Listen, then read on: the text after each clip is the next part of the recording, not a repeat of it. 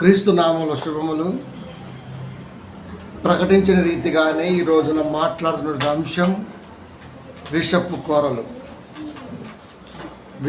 కోరలు. ప్రియమైన దేవుని పిల్లరా,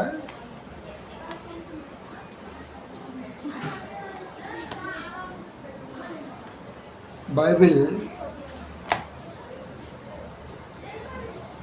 ఎదుటివాడు ప్రశ్న సంధిస్తున్నప్పుడు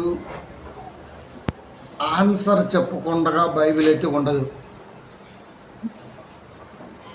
దీన్ని ఎందుకు అందరూ విమర్శిస్తారంటే దీనిలో అంత నీతి ఉంది, అంత మనుషుడికి దగ్గరయ్యే దైవ ఉద్దేశం ఉంది కనుకని సాతానుడు తన అనుచరుల్ని లోకానికి దించి బైబిల్ మీద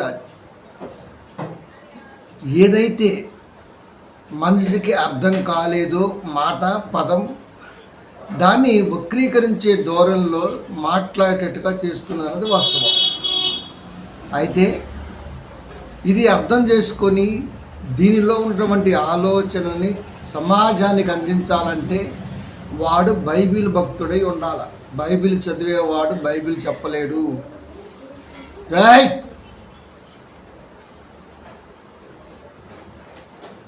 బైబిల్ చదివేవాడు బైబిల్ చెప్పలేడు. బైబిల్ ప్రేమించేవాడు మాత్రమే బైబిల్ చెప్తాడు. చాలామంది బైబిల్ చదువుతారు, అందుకే ఎదుటివాడు ప్రశ్న సంధిస్తున్నప్పుడు వారవ లేకుండా బైబిల్ అంటే ఇష్టం లేనివాడు మాట్లాడతాడన్న విధానంలో మాట్లాడతారు. అది కూడా మనకు నిజం అనిపించింది. నిజానికి అది కరెక్ట్ కాదు. వాడికి అలా అనిపించింది, వాడు చెప్పాడు. అసలు నిజమేంటి నువ్వు చెప్పాలి. ఇది చెప్పాలంటే వాడు బైబిల్ ప్రేమికుడై ఉండాలి. మళ్ళా చెప్తున్నా, బైబిల్ ప్రేమించేవాడు మాత్రమే చెప్పగలడు. దేవుని మనసు బైబిల్ని ప్రేమించింది కాబట్టే ఇన్ని సంగతులను నిర్ముఖమాటంగా మాట్లాడగలదు. ప్రియమైన దేవుని పిల్లరా, గ్రూపులో వీడియో పెడుతున్నాను, మీరు చూసుంటారు. ఒక ముసలాయన లోక పండితుడు అని అనిపించుకుంటున్న ఆయన మరొకడు వాళ్ళు మాట్లాడిన మాటలు ఈరోజు మీకు అందిస్తాను. ఒక పెద్ద ఆయన మాట్లాడుతున్నాడు, మత మార్పిడి బాగా జరుగుతుంది. మత మార్పిడి ఎక్కువగా కృష్ణా, గుంటూరు, తూగోజీ, పాగోజీ, తూర్పు గోదావరి, పశ్చిమ గోదావరిలో ఎక్కువ ఉంది అని మాట్లాడుతున్నాడు. మత మార్పిడి బాగా వినాలి. మత మార్పిడి బాగా జరుగుతుంది. అది ఎక్కువగా భారతదేశంలో ఎక్కువగా కృష్ణా, గుంటూరు, ఉభయ గోదావరి జిల్లాల్లో ఎక్కువగా ఉన్నది అని మాట్లాడుతున్నారు. అంటే ఉభయ గోదావరి జిల్లాలలో కృష్ణా, గుంటూరులో మత మార్పిడి అనేది క్రైస్తవ బోధకులు చేస్తున్నారు అని జ్ఞానం కలిగినటువంటి ఆయన అనుకొని మాట్లాడుతున్నాడు. నాకు జ్ఞానం ఉందని. ఇంకొక ఆయన బయలుదేరాడు, మైనారిటీ సోదరుడు, ఒక వర్గానికి ప్రెసిడెంట్. ఆయన ఏం మాట్లాడుతున్నాడంటే, నేను మత మార్పిడి గురించి అటు క్రిస్టియన్ని కానీ ఇటు హిందువులు కానీ నేనేం మాట్లాడను, కానీ మా ఖురాన్లో అయితే అలాంటిది ఏమి ఉండదండి. ఎవరైనా సరే ఒకవేళ ముస్లింని, ఇస్లాంని స్వీకరించాలంటే దీన్ని బాగా స్టడీ చేయాలి, దీన్ని అర్థం చేసుకోవాలి అని మాట్లాడుతూ, మీకు తెలుసు 800 సంవత్సరాల నవాబులు పరిపాలించారు, మరి అప్పుడే ముస్లిం దేశం అయిపోవాలి కదా అని మాట్లాడాడు. ఎదుటూడు యాంకరు సుతపోస అంటాం కదా, ఆ టైపులో ఇలా అంటున్నాడు. వాస్తవం చూద్దాం. భారతదేశం విభిన్న జాతుల నిలయం. మళ్ళా చెప్తున్నాను, భారతదేశం అనేది సెక్యులర్ కంట్రీ. విభిన్న జాతులు నివసిస్తాయి దీంట్లో. 29 రాష్ట్రాలు, ఇప్పుడు 2 రాష్ట్రాలు కొత్తగా వచ్చాయి కాబట్టి 31. ఈ 31 రాష్ట్రాలు కలిస్తే భారతదేశం. ఈ భారతదేశంలో క్రిస్టియానిటీ ఎక్కువగా ఉన్నటువంటి రాష్ట్రం ఏంటో తెలుసా? నాగాల్యాండ్. క్రిస్టియానిటీ, మళ్ళీ చెప్తున్నా, క్రిస్టియానిటీ ఎక్కువగా ఉన్న రాష్ట్రం మన ఇండియాలో నాగాల్యాండ్. 87.93% క్రిస్టియన్స్ నాగాల్యాండ్లో ఉన్నారు. రాష్ట్రం, జిల్లా కాదు. నాగాల్యాండ్ తర్వాత వచ్చేసి మేఘాలయ. ఇవన్నీ కూడా నార్త్ ఇండియన్స్ అన్నమాట. ఇవి నార్త్ భాగంలో ఉంటాయి. ఇవన్నీ కూడా ఉత్తరాది ప్రాంతాలు. మేఘాలయ ఎంత ఉన్నాయా అంటే 74.59% ఉంది. ఆ తర్వాత మిజోరాం 87.16% ఉంది. ఆ తర్వాత మణిపూర్, మొన్న రీసెంట్గా 7-8 months బ్యాక్ మణిపూర్లో క్రైస్తవుల్ని కుటుంబాలకు తగలబెట్టారు. ఎక్కడ? మణిపూర్లో. అక్కడ 41.29% ఉంది. ఆ తర్వాత అరుణాచల్ ప్రదేశ్ 30.26. ఆ తర్వాత గోవా వెళ్తుంటారు. ఆ తర్వాత తెలంగాణ 1.3. ఈ 1.3 అనేది 1.3 నుంచి 1.5 ఇది గవర్నమెంట్ రిజిస్టర్ చేయబడినటువంటి సంఖ్య. అలా కాకుండా చాలామంది ఉన్నారు. అప్రాక్సిమేట్ లెక్కేస్తే 20% అబోవ్ ఉంది. అలాగే ఆంధ్ర కూడా 1.38%. ఇది గవర్నమెంట్లో రిజిస్టర్ చేయబడింది. బీసీసీ సర్టిఫికెట్ పొందుకున్నటువంటి వారు ఈ లెక్క. దీన్ని బట్టి చూస్తే నాగాల్యాండ్లో కదా ఎక్కువ ఉంది, ఆ తర్వాత మిజోరాంలో కదా ఎక్కువ ఉంది, మణిపూరు, మేఘాలయ, అరుణాచల్ ప్రదేశ్, తర్వాత గోవా. మన ఆంధ్రాలో ఎక్కడుంది? 1.3. ఇది లెక్క. ఇది ఎవరు బలవంతం చేశారు? క్రైస్తవులుగా మారినటువంటి రాష్ట్రాలుగా కనబడుతున్నాయి.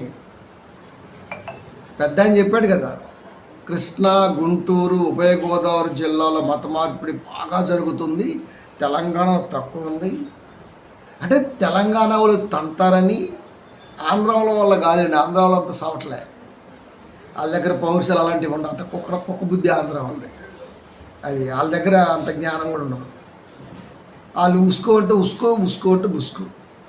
మొన్న కూడా వచ్చిండు, ఇది మీ అయ్యే జాగిరా అంటే కింద కార్యకర్త నుంచి పై దాకా ఒకటే తగులుకున్నారు అని, దెబ్బ మూసుకొని వెళ్ళిపోయిండు. అదే మన ఆంధ్రాలో అనుకోండి అంత ఉంటుంది ఇక అది. కనుక అది అంతే కదా, అది ఇప్పుడు మారదు సాధలు. కానీ కాబట్టి ఎవడు మారితే, ఎవడు చెబితే మారిన ఈ రాష్ట్రాలు, ఎవడు మతబోధ చేస్తే మారిన ఈ రాష్ట్రాలు, అంతే కదా. మరి ఇంత పర్సంటేజ్ కనబడుతుంది. ఎవరు చేస్తే మారినవి. కానీ చరిత్రలోకి వెళ్దాం. క్రీస్తు పూర్వం 700 సంవత్సరాల క్రితమే భారతదేశ నాగరికత ఒకటి ఉంది కదా, సింధులోయ నాగరికత. అందుకే చదువుకోవాలి అని చెప్తుంటాం మనం. చదువులేని భాషలందరూ బైబిల్ పట్టేసి ఆడికి ఏ నాగరికత ఎక్కడ పుట్టిందో తెలియకుండా నోటికొచ్చింది మాట్లాడతాడు. మరి హిస్టరీ కావాలిగా, చారిత్రాత్మక ఆధారాలతో బైబిల్ బోధించాలిగా. అదే కదా మరి దేవుడు కోరుకుంది. కాబట్టి క్రీస్తు పూర్వం 700 సంవత్సరాల క్రితమే ఈ సింధులోయ నాగరికతలు ఉన్నాయి భారతదేశంలో, ఉన్నాయా? కానీ ఒక వ్యవస్థీకృత సామ్రాజ్యంగా, రాజకీయంగా పరిపాలన మొదలైంది మాత్రం మౌర్యుల కాలంలో. అంటే రాజకీయంగా ఒక వ్యవస్థీకృత సామ్రాజ్యంగా, రాజకీయంగా పరిపాలన మొదలైంది మాత్రం వీరి కాలంలోనే. మనలా నొక్కి మాట్లాడుతున్నాం, మౌర్యుల కాలంలో. ఓకే. ఇకపోతే క్రీస్తు పూర్వం 322లో నందవంశాన్ని అంతం చేసి మౌర్య సామ్రాజ్యాన్ని స్థాపించాడు. ఆ వ్యక్తి పేరు చంద్రగుప్త మౌర్యుడు. అంటే మౌర్య సామ్రాజ్యం కంటే ముందు ఈ సింధులో ఈ నాగరికత ఆ భాగంలో మాట్లాడుతున్నా. మౌర్య సామ్రాజ్యానికంటే ముందు నంద సామ్రాజ్యం ఉన్నది. ఆ నంద సామ్రాజ్యాన్ని అంతం చేసి మౌర్య సామ్రాజ్యాన్ని స్థాపించాడు. ఆ వ్యక్తి పేరు చంద్రగుప్త మౌర్యుడు. గుప్తా గుప్తా అని ఎవరిని అంటాం? వైశ్యులు, కోమట్లు. గుప్తుడు. ఒకవేళ ఆ నందవంశ కాలంలో వాళ్ళు పూజించే దేవీ దేవతలు వాళ్ళు ఖచ్చితంగా డెవలప్ చేసుకుంటారు. ఆ తర్వాత చంద్రగుప్త మౌర్యుడు ఏ దేవతనైతే పూజిస్తాడో వాళ్ళు ఖచ్చితంగా డెవలప్ చేసుకుంటారు. ఎందుకంటే వాడి చేతిలో ఉంటుంది కాబట్టి కనుక ఆ మౌర్య ఎప్పుడైతే నందవంశం పోయిందో, మౌర్య సామ్రాజ్యం వచ్చిందో, ఆ మౌర్య సామ్రాజ్య పరిపాలన జరుగుతూ లాస్ట్ చక్రవర్తి ఉన్నాడు. అతని పేరు బృహద్రుదుడు. ఇతడు సైన్యాధ్యక్షుడిని చంపి, ఏది మౌర్య సామ్రాజ్యపు లాస్ట్ చక్రవర్తి సైన్యాధ్యక్షుడు అన్నమాట అతన్ని చంపేసి ఏం రాజయ్యాడు? అది శుంగవంశం. ఈ శుంగవంశ స్థాపకుడు పుష్యమిత్ర శుంగుడు. చంద్రగుప్త మౌర్యుడు, పుష్యమిత్ర శుంగుడు. మనం చిన్నప్పుడు పాఠ్య పుస్తకాల్లో చదువుకొని ఉంటే సోషల్లో అర్థమవుద్ది. 5th క్లాస్లో టచ్ అవుద్ది, 7th టచ్ అవుద్ది, 9th టచ్ అవుద్ది. పాఠ్యాలు మౌర్య సామ్రాజ్య కాలం గురించి. కనుక ఆ సామ్రాజ్యంలోనే చివరి చక్రవర్తి అయినటువంటి ఆ బృహద్రుడిని చంపేసి మనోడు సామ్రాజ్యం స్థాపించాడు. అతని పేరు పుష్యమిత్ర శృంగుడు. చరిత్ర ఆధారం చెప్తున్నా, చరిత్రలో మాట్లాడుతున్నా. ఇక ఆ తర్వాత కణవ వంశం, శాతవాహన వంశం, ఓకే. ఆ తర్వాత ఇండో గ్రీకులు రకరకాలు, తర్వాత వచ్చేసి శకులు, కనిష్కుడు, ఇలా సామ్రాజ్యాలన్నీ చేసుకుంటూ పోయారు. అంటే ఎక్కడి నుంచి వచ్చాం మనం?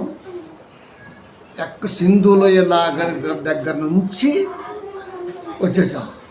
ఆ తర్వాత ఈ కుషాణ చక్రవర్తి కనిష్కుడి కాలంలో బౌద్ధ మతం బాగా వృద్ధి చెందింది. బౌద్ధులు ఇప్పటికీ ఉన్నారు. బౌద్ధ మతం మొఘల్ చక్రవర్తుల కాలంలో ఇది వివిధ ప్రాంతాల్లో బాగా ఇదైపోయింది. ఆ మొఘలుల కాలంలో ఉన్నటువంటి గవర్నర్లే ప్రజెంట్గా పిలువబడుతున్నటువంటి నవాబులు. ఆయా ప్రాంతాల్లో ఆయా రాజ్యాల్లో గవర్నర్లు ఉంటారు. గవర్నింగ్ వాళ్ళే కాలక్రమేణా ఏమైందయ్యా అంటే కాలక్రమేణా స్వతంత్రులయ్యారు. నవాబులుగా వాళ్ళు పరిపాలన కొనసాగించారు. అక్కడి నుంచి ఇక్కడ వరకు చూసుకుంటే ఇన్ని వేల సంవత్సరాలుగా రాజులు పరిపాలించారు. రాజులు పరిపాలిస్తూనే ఉన్నారు. ఇన్ని పరిపాలనలో కూడా ఎక్కడ కూడా క్రైస్తవ చక్రవర్తి కనబడలేదు. కనబడ్డాడా అంటే లేదు. అలాంటప్పుడు క్రైస్తవ్యం అనేది ఎప్పుడు వృద్ధిలోకి వచ్చి ఉండాలి, ఎలా వచ్చి ఉండాలంటే క్రైస్తవం అనేది సీక్రెట్ రూట్స్. అంటే భూమి లోపల చెట్టుకి వేరు ఎలాగైతే పాతుకుపోతుందో దేవుని మాట అనేది మనిషి హృదయంలో నాటుకొని పోయినప్పుడు ఏ సామ్రాజ్యంలో ఏ చక్రవర్తి పరిపాలించినా నాలో ఉన్న దైవ ఆలోచనని భక్తిని తీసివేయలేడు. ఎందుకు తీసివేయలేడో తెలుసా? వీళ్ళు వాళ్ళ ఆలోచనలో వాళ్ళ దేవీ దేవతలని డెవలప్ చేసుకుంటూ వచ్చారు. కొందరైతే మరీ నవాబుల కాలంలో అయితే మనం చాలాసార్లు చూసాం. రజాకార్ అనే సినిమాలో కూడా చూపించారు. గ్రామాల మీద పడి స్త్రీలను చెరిసి చిన్నపిల్లలను చంపేసి మారండి మతం అని ఎన్నో హింసలు పెట్టారు. వాడేమో అలా చెప్తాడు, మేము అలా చేయలేదు అంటాడు. రీసెంట్గా ఇప్పటికీ కూడా తెలంగాణ ప్రాంతంలో రజాకారులు అంటే గుండె దడ వస్తుంది. అంటే అంతటి క్షోభకు గురయ్యారు. మతం మారకపోతే చాలామంది భయపడి మారేవాళ్ళు, చాలామంది. కనుక అది పెట్టిరిగిపోయేది. కాబట్టి ఎవడి కాలంలో వాడు ఏదో రకంగా జనాలను ఇబ్బంది పెడుతూనే ఉన్నారు. కానీ జనం ఎప్పుడైనా ఎవరైనా రాకపోతారా అని చూస్తుంటారు. అది పైకి కనపడకపోవచ్చు, కానీ ఖచ్చితంగా లోపల ఒక ఆలోచన ఉంటుంది. వీడి పరిపాలన పోవాలి, దరిద్రుడు పోవాలి, వీడు ఎప్పుడు పోతాడో అని ఒక ఆలోచన వస్తుంది. దాన్ని రెవల్యూషన్ అంటాం కదా. అది ఏమవుతాయి అంటే ఎవరితో ఒక రూపం వస్తుంటుంది. కనుక ప్రపంచాన్ని పరిపాలించేటువంటి సామ్రాజ్యాలు 4 అయితే ఆ సామ్రాజ్యాల్లో భాగాలుగా పరిపాలించే దేశాలుగా ఇవి ఉంటే, అప్పటి నుంచి కూడా బబులోను సామ్రాజ్యం మొదలుకొని మొన్నటి 19th సెంచరీలో పరిపాలించేటువంటి ఆంగ్లేయుల పరిపాలన వరకు కూడా క్రైస్తవ్యం అనేది అంతర్గతంగా ఉంటూనే ఉన్నది. చాలామందికి తెలియంది ఏంటంటే, ఇంగ్లీషోడు భారతదేశానికి రావటానే క్రైస్తవ్యం వచ్చింది అన్నాడు. వీటికి అంతమించి ఏం తెలియదు. ఇంగ్లీషోడు రాకముందు లేదనుకుంటున్నారా? ఇంగ్లీషోడు వచ్చింది 19th century, 17th, 18th, 19th 200 ఏళ్ళు పరిపాలించాడు. 1784లో మొదలయ్యి 90లో ఆగిపోయాడు. 1940 వరకు కూడా హైదరాబాద్ అనేది ప్రత్యేకమైనటువంటి రాష్ట్రంగా నవాబుల కాలంలోనే ఉంది. స్వతంత్రం వస్తుంది అప్పుడు 1945, 47 స్వతంత్రం వచ్చింది. స్వతంత్రానికంటే ముందు కూడా భారతదేశం అనేది ఒక రకంగా ఉంటే, ఇప్పుడు గోవా ఎలాగైతే స్పెషల్ స్టేట్గా ఉందో అలా హైదరాబాద్ అనేది కూడా నవాబుల చేతిలో అలా హస్తగతమై ఉంది. 48 వరకు ఉంది. స్వతంత్రం వచ్చిన తర్వాత కూడా ఉంది. ఆ తర్వాత కలిపేశారు. అంటే నవాబుల కాలములో జరిగినటువంటి ఆకృత్యాలు అన్నీ ఇన్ని కావు. కనిష్కుడు పరిపాలించిన ఎక్కడా కూడా వాళ్ళ మతంలోకి మారమని చెప్పలేదు. అలెగ్జాండర్ పరిపాలించిన వాళ్ళ మతం తీసుకోమని ఎక్కడ బోధించలేదు. కనుక ఇంచుమించుగా 1000 సంవత్సరాలు బౌద్ధం భారతదేశాన్ని ఏలింది. 1 కాదు 2 కాదు, 1000 సంవత్సరాలు బౌద్ధం భారతదేశాన్ని నిలిపోయింది. ఆ భారతదేశాన్ని పరిపాలించినటువంటి వారిలో కనిష్కుడు కానివ్వండి, అలెగ్జాండర్ ద గ్రేట్ అలెగ్జాండర్ కానివ్వండి, వీళ్ళు ఉన్నారు. అయినా సరే ఈ రోజున బౌద్ధ మతం కనుమరుగైపోయింది. ఎవరు దాన్ని కనుమరుగు చేశారు? ఎవరు కనుమరుగు చేశారు? ప్రియమైన దేవుని పిల్లారా, ఒక మనిషికి తన మనసులో ఎప్పుడైతే తుచ్చమైన ఆలోచన పుట్టిద్దో దానికి అధికారం తోడైతే రాజముద్ర పడిద్ది అన్నది వాస్తవం. నిజం చెప్పాలంటే ఇందిరాగాంధీ మరణించడానికి కారణం ఆమె అంతరంగ రక్షకులే అంటారు. అంతరంగ రక్షకులకు అంత ధైర్యం ఎలా వచ్చింది? అంతకుముందే చిక్కుల ఊసకోత జరిగింది, ఇంటెలిజెన్స్ హెచ్చరించింది, చిక్కుల ఊసకోత జరిగింది. దయచేసి మీరు మా మాట వినండి. మీ అంతరంగ రక్షకుల్ని మీరు తొలగించండి, కొత్త వారు నియమించిందంటే ఇందిరాగాంధీ వినలే. ఎందుకంటే వాళ్ళు నమ్మకం నిదర్శనం. వాళ్ళు సిక్కులు అంటే నమ్మకం నిదర్శనం. కనుక ఎవరు నమ్మినా నమ్మకపోయినా ఆమె వాళ్ళిద్దరు నమ్మిద్ది. ఇంకా విచిత్రం ఏంటంటే, అది అయిపోయిన తర్వాత తిరిగి అదే సిక్కులు ఉన్నటువంటి ఒక వ్యక్తిని ఆమె గవర్నర్గా నియమించింది. ఏది? సైనికుల మీద శక్తివంతుగా అతనే లీడ్ చేస్తుంటాడు. కనుక సిక్కులు ఊసకోత మనసులో పెట్టుకొని ఒక అవకాశం కోసం ఎదురుస్తున్న ఒక వ్యక్తికి ఆయుధం చేతిలోకి డైరెక్ట్గా రానే వచ్చింది. ప్రధానమంత్రి కూడా చెప్పకుండా ఒక నిర్ణయం తీసుకున్నంత శక్తి వచ్చింది. అప్పుడు నిర్ణయం తీసుకున్నాడు, ఇందిరాగాంధీని వేసేయండి అని. దీన్ని బట్టి మనకి ఏమర్థమవుతుంది? లోపల ఒకటి ఉన్నప్పుడు దానికి అధికారం అనేది తోడైతే, బలం చేకూరితే దాన్ని ఖచ్చితంగా స్థాపించవచ్చు అన్నది నిర్ధారణ అయిపోతుంది.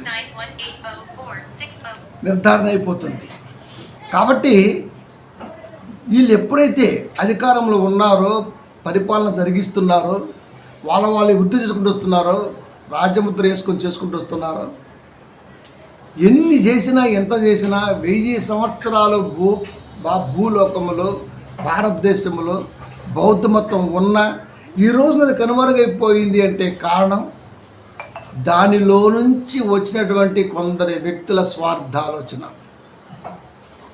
అది చాలా ఉన్నాయి, చెప్తే చచ్చిపోతారు. కానీ కొందరు ఆలోచన వాళ్ళు ఎవరయ్యా అంటే మరలా ఇల్లే ఈ ఆలోచనే. కాబట్టి ప్రియమైన దేవుని పిల్లారా, ఎందరు పరిపాలించినా ఎందరు పరిపాలిస్తూ వస్తున్నా నాలో దాగినటువంటి ఆ దేవుని ఆలోచనని తీయలేకపోయారు. ఒక మనిషి మాట చెబితే మారడు, వాడికి మనసుకి హత్తుకొని ఉంటే మారతాడు. మాట చెబితే మారడు, మనసుకి హత్తుకొని ఉంటే మారతాడు. ఆ మాట అనేది హత్తుకొని ఉంటే మారతాడు. కాబట్టి వీళ్ళందరూ ఒకే యాంగిల్లో పరిపాలన చేసుకుంటూ కొందరిని మాత్రమే సంతృప్తి పరుస్తున్నప్పుడు మిగతా అణగారిన వర్గాలు ఏమవుతున్నాయో అవి ఎదురు చూస్తున్నాయి, రాకపోతే ఏదో ఒక మంచి రోజు అని. ఆ మంచి రోజు ఎవరి రూపంలో వచ్చిందయ్యా అంటే, ఉన్నది ఎవరి రూపంలో వచ్చిందయ్యా అంటే అది మిషనరీస్ రూపంలో వచ్చింది, ఇంగ్లీషుల రూపంలో కాదు. అది ఇంగ్లీషు పరిపాలనలో వాళ్ళు అందరిలాగే పరిపాలించారు. ఈస్ట్ ఇండియా కంపెనీ పేరుతో భారతదేశానికి వచ్చి చింతపండు అన్నాడు, మొత్తం స్థితి చేసి పడేశాడు.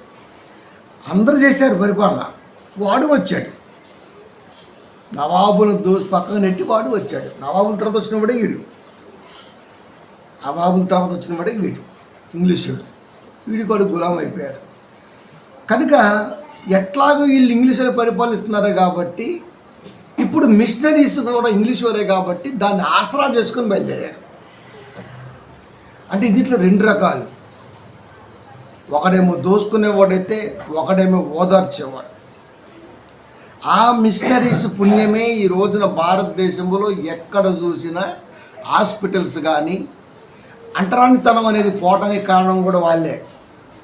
అంతకుముందు దూరం నీళ్లు కూడా ఇలా తాగాల్సి వచ్చేది, ఇలా చెంబు ఎత్తిపోస్తే ఇలా తాగాల్సి వచ్చేది. అప్పటి నుంచి కూడా సింధు నాగరికతల ప్రారంభం నుంచి కూడా వీళ్ళు వచ్చేంతవరకు కూడా ఏదో ఒక వర్గం, ఏదో ఒక జనాంగం బాధపడుతూనే ఉన్నది.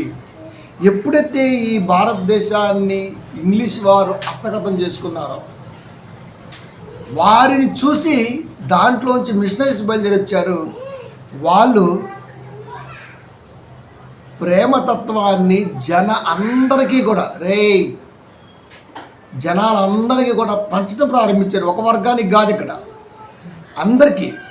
భారతదేశం వాళ్ళ పరిపాలన ఉన్నటువంటి ప్రాంతాలు, అది ఏ ప్రాంతమైనా కానివ్వండి, ప్రతి ఒక్కరికి కూడా ఆ ప్రేమతత్వాన్ని పంచారు. కనుకనే ఎప్పుడైతే లోపల తరతరాలుగా ఉందో అది ఒక్కసారి బయటకు వచ్చేసింది.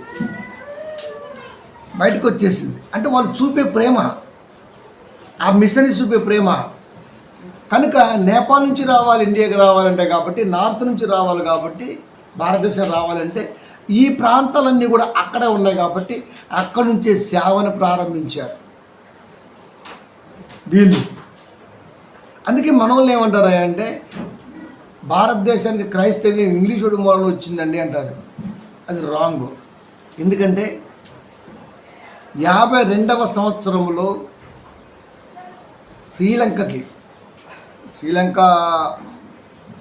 పరిత ప్రాంతాలు, అది చెన్నై అవ్వచ్చు, చెన్నై అనుకోండి, నాగపట్నం అనే ప్రాంతం, థామస్ అనే వ్యక్తి వచ్చాడు, అటునుంచే రావాలి కాబట్టి. ఎప్పుడు 52లోనే వచ్చి అక్కడ వేలాంగిణి అనే చర్చి కూడా కట్టాడు థామస్.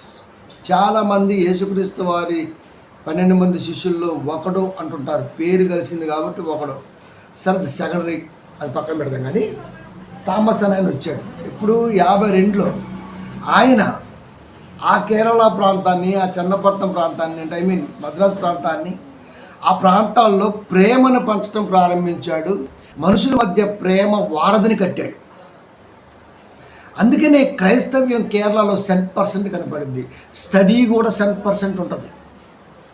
చదువు, సంస్కారం, ప్రేమ, ఈ 3 నేర్పుకుంటూ వచ్చాడు. అలా స్ప్రెడ్ అయిపోయింది. కాబట్టి క్రైస్తవ్యం అనేది దేవుని యొక్క ప్రేమ తన పిల్లల్లో నిలబట్టడం కొరకు దేవుడు చూసుకుంటూ వస్తున్నాడు. పొజిషన్ ఎక్కడ దొరికిద్దా అని, అవకాశం ఎక్కడ దొరికిద్దా అని. ఒక వ్యక్తిలో బైబిల్ మాట నాటుకొని పోతే ఆ వ్యక్తిని ఎవ్వడు ఎన్ని మాటలు చెప్పినా మారడు. దేవుడి మాటకే సరెండర్ అవుతాడు. 99.9% ఎవడైతే బైబిల్ని ప్రేమిస్తాడో, దేవుడి మాట వింటాడో, వారు మరొక మాట వినటానికి ఇష్టపడ్డాడు. ఈ మాటలో ఇంతటి ఔదార్యత ఉంది కనుకనే చాలామంది క్రీస్తుని వెంబడించడానికి సిద్ధపడగలిగి ఉంటారు. ఒక మాట అందితే బాగుండు, ఆ మాటను బట్టి ప్రయాణం చేద్దామన్న ఆలోచన ఉంటారు. ఆ మాట అందించడమే సువార్త. మత మార్పిడి కాదు ఇది. ఆ మాట అందించడం జీవో పాస్ అయింది. జీవో పాస్ అయితే అది కలెక్టర్ ద్వారా రాష్ట్రానికి రావాలి. గవర్నమెంట్ జీవో పాస్ అయితే దాన్ని అథారిటీ తీసుకునేది మాత్రం కలెక్టర్ తీసుకుంటాడు. ఆ తర్వాత ఎంఆర్ఓ వచ్చింది, ఆ తర్వాత గ్రామ ప్రెసిడెంట్కి వెళ్ళిపోద్ది. సో ఇలా డిస్ట్రిబ్యూట్ అవుతుంటుంది. అట్లాగే దేవుడి మాట అనేది కూడా అనేక మందికి అనేక రకాలుగా చేరవేయటానికి దేవుడు ఎంచుకున్నటువంటి ఆలోచన మార్గమే సువార్త మార్గం. ఈ సువార్త అనేది హక్కుగా చేసుకోవచ్చు, ఎందుకంటే రాజ్యాంగంలో మతపరమైన హక్కు ఉంది కాబట్టి చేసుకోవచ్చు, తప్పేం లేదు. ఇప్పుడు ఆ మాట విన్న తర్వాత చాలామంది ప్రేమతత్వం కనబడేసరికి వాళ్ళ యొక్క ఎడబాటుతనం, జనాలకు మధ్య ఎడబాటుతనం ఈ మాటతో పోటాన వాళ్ళు ఏం చేశారయ్యా అంటే క్రీస్తుని వెంబడించడం ప్రారంభించారు. లోపలికి వచ్చి మాట్లాడుకోను, రెండు చేయలేండి, లోపలికి వచ్చి మాట్లాడమను.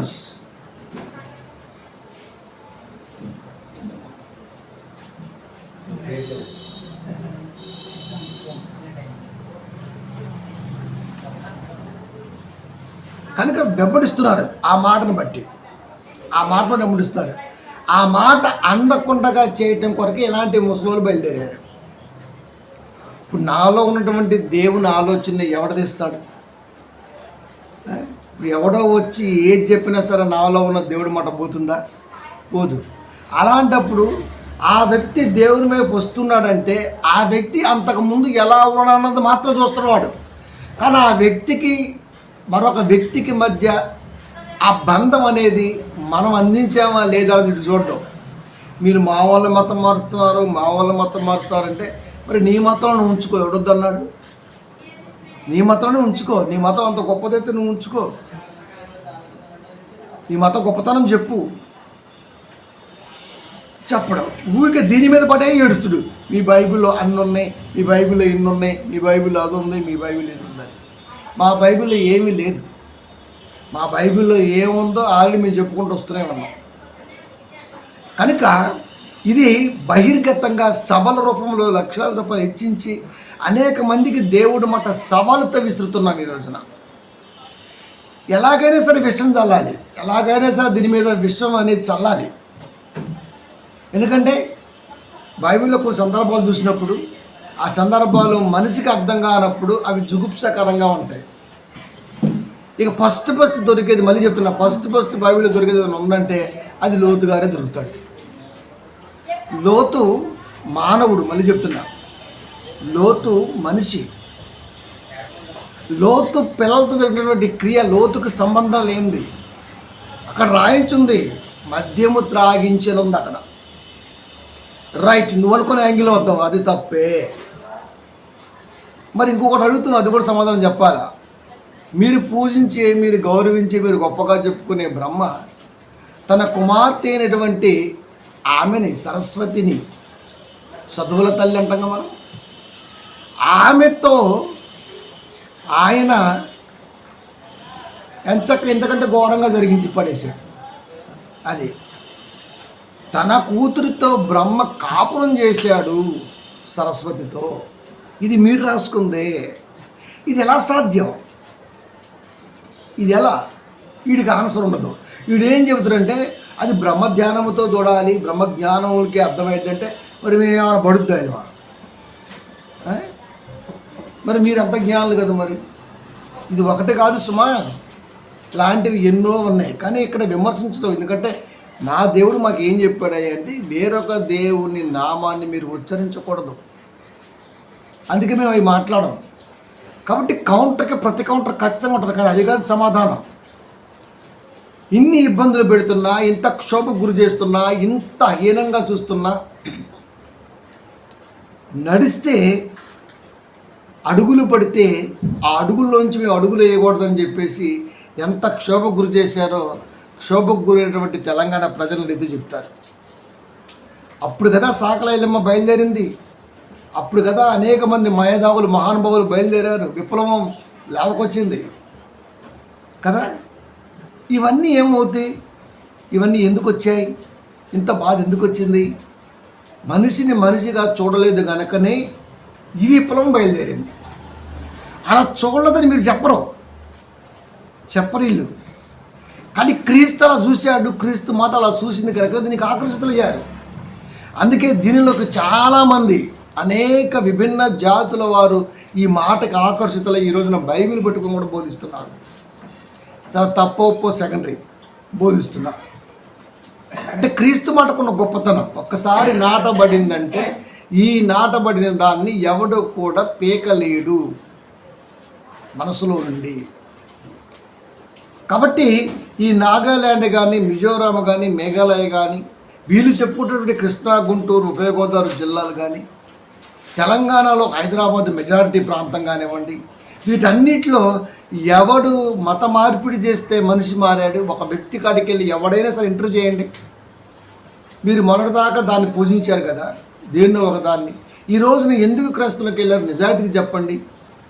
మిమ్మల్ని ఎవరైనా సరే మత మార్పిడి చేశారా అంటే ఒకడు మమ్మల్ని ఎందుకు చేస్తాడు, మాకు యేసుక్రీస్తు వారి మాట నచ్చింది కాబట్టి మేము వెళ్ళాం అనే సమాధానం వస్తుంది. అయినా సరే బలవంతపు మత మార్పుళ్ళు అంటాడు. మతం కానే కాదు క్రైస్తవ్యం, మత మార్పిడి ఎప్పటికీ ప్రోత్సహించదు క్రైస్తవ్యం.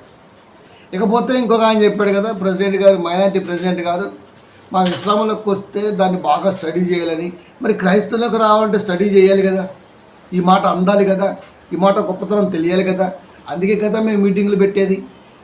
మీటింగ్లు పెడితే మారిపోతారా? అలాగైతే ఈ వాటికి జరిగిన మీటింగులకి అందరూ మారిపోయి ఉండాలి. మరి గుళ్ళు, గోపురాలకి, మేకల, కుక్కలు ఇప్పుడు కూడా పోసుకుంటున్నారుగా, ప్రతిరోజు పండగ చేసుకుంటారు. దాని ఉద్దేశం అది కాదు కదా. వింటారు, వినిపించాలి, గొప్పతనం తెలియపరచాలి, అది దానికోసమే సువార్త సభలు. మేము ఎవరి దగ్గర సందాలు వేసుకొని ఏం చేయట్లేదు కదా. మీకులాగా ఇంత బొమ్మ పెడతాడు, ఇన్ని సందాలు వసూలు చేస్తాడు, అక్కడే ఎగురుతాడు. దాని తప్పండి వీడు, అది తప్పు కాదు వీడికి. అది పూజ అవసరం తీరిపోయిన తర్వాత కాళ్ళతో దొక్కుతాడు, నోటితో ఉమ్మేస్తాడు, ఆడిష్టం వచ్చినట్టుగా ఎత్తాడు. అదే దాని ముందు ఇప్పటికింకా నా వయసు నిండా 16 పాట పెట్టి డ్యాన్స్ చేస్తాడు. ఏ క్రైస్తవ సభలో సినిమా పాటలు పెట్టరుగా, డ్యాన్స్ వేయరుగా. పోనీ ఏ పెళ్ళిళ్ళు కూడా దేవుడి పాట పెట్టి డ్యాన్స్ వేయరుగా, వేయరు కదా. ఇలా అడిగామనుకోండి ఎక్కడో గాలుద్ది. అడగట్లేదు ఇక్కడ, మీరు అడుగుతున్న దానికి సమాధానం చెప్తున్నాం.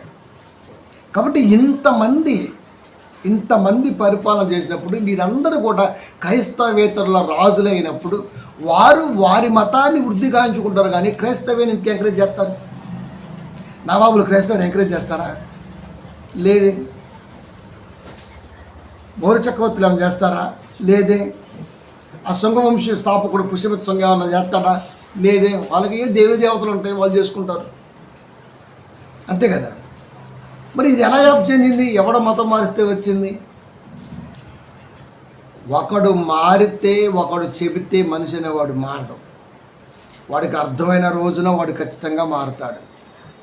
అర్థం కావటం కొరకే దేవుడి మాట, అర్థం కావటం కొరకే స్వార్థ సవరం.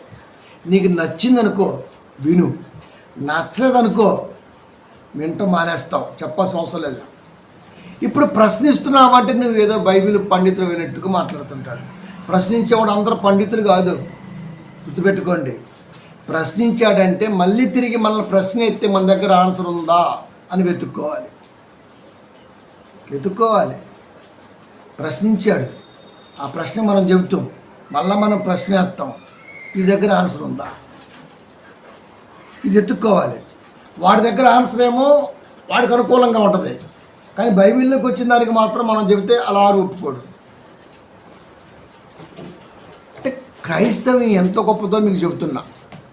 ఈ విషపు కూరలు రోజు రోజుకు ఎంత మితిమీరిపోతున్నాయి అంటే అంత మితిమీరిపోతూనే ఉన్నాయి. ఎంత ఎంత విషపు కూరలు మితిమీరిపోయినా ప్రారంభములో ఏదేని వనములో పాముని ఆక్రమించుకొని విషాన్ని కక్కి దేవుని బిడ్డను దేవుడి మాటకు దూరం చేయగలిగి సక్సెస్ అయింది.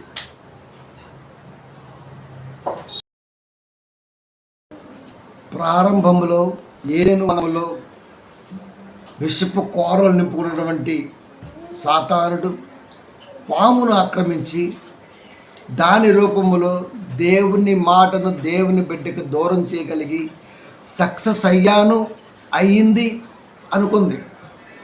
కానీ తర్వాత కాలంలో నోవాహు అనే ఒక వ్యక్తి మళ్ళీ నిలబడ్డాడు. ఆ వంశం నుంచి వచ్చిన వాడే.